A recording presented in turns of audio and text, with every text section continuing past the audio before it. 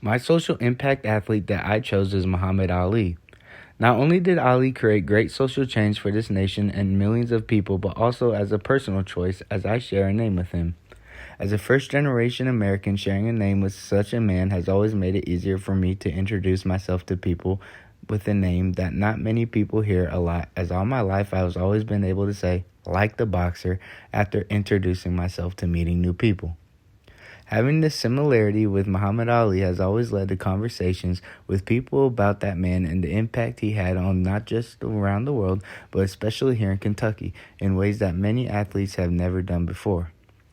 Throughout the world, many people know Muhammad Ali as not just the greatest athlete and boxer of all time, but a civil rights activist and a person who is culturally as relevant as anyone. Olympic gold medalist, four-time WBA heavyweight champion, two-time WBC heavyweight champion, star of the most watched boxing event in history, the Central High School graduate from Louisville's boxing career gave him the name of the greatest. But it was what he did outside of the sport that truly made him the greatest. His refusal when he was only 24 years old to be drafted into the U.S. Army, asking out loud, "Why should they ask me to put on a uniform and go 10,000 miles from home and drop bombs and bullets on people in Vietnam while people in Louisville are treated like dogs and denied simple human rights?" led to his arrest and being stripped of his boxing license. While in exile, the Muslim convert also protests strong words that inspired many with his denial to go and fight in a war that he did not believe was right when he famously said, "My enemy is not Viet Cong or Chinese or Japanese. You won't even stand up for me in America for my religious beliefs, and you want me to go somewhere and fight, but you won't even stand up for me here at home." Ali's example inspired many black Americans, immigrants, and other minority groups through his words. However, initially, when he refused induction, he became arguably the most hated man in the country and received many death threats. People who supported Ali during this time were also threatened, including famous sports journalist Jerry Eisenberg, whose columns defended Ali's decision not to serve, as he wrote, "Bomb threats emptied our office, making the staff stand out in the snow. My car windshield was smashed with a sledgehammer." The New York Times columnist William Roden wrote, "Ali's actions changed my standard of what constituted an athlete's greatness. Possessing a killer jump shot or the ability to stop on a dime was no longer enough. What were you doing for the liberation of your people? What were you doing to help your country live up to the covenant of its founding principles?"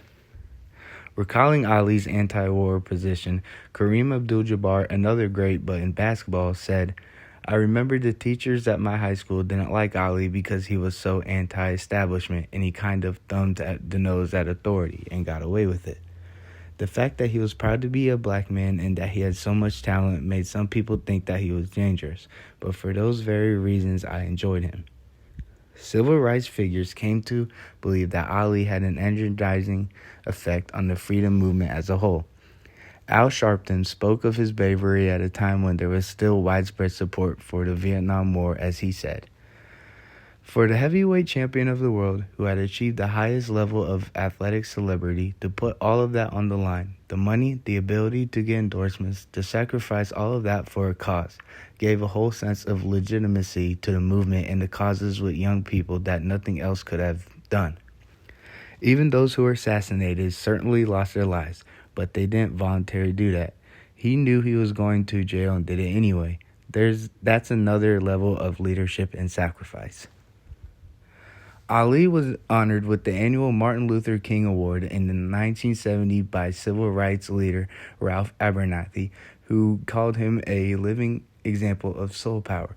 The March on Washington in Two Fists. Coretta Scott King added that Ali was a champion of justice and peace and unity. Ali was one of the 100 most influential Americans of the 20th century by Life magazine in 1990, and in 1999, Ali was one of 3 athletes alongside Pele and Jackie Robinson named in Time magazine's list of 100 most important people of the 20th century. In January 2001, Muhammad Ali was presented with the Presidential Citizens Medal by President Bill Clinton.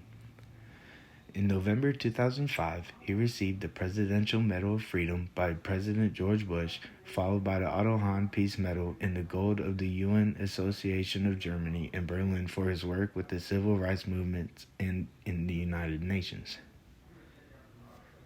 Muhammad Ali was a transformative humanitarian and peace advocate dedicated to improving people's lives and reducing suffering and recognizing human dignity, who inspired so many that the man known simply as the greatest was willing to put his extremely lucrative boxing career on the line for something bigger than himself, is the reason why Ali's impact continues to extend well outside the scope of the sporting world. His willingness to speak out for social justice and civil rights was not one of either. Ali continued to be an advocate for racial equality and black empowerment throughout his career until well after retirement up until his death.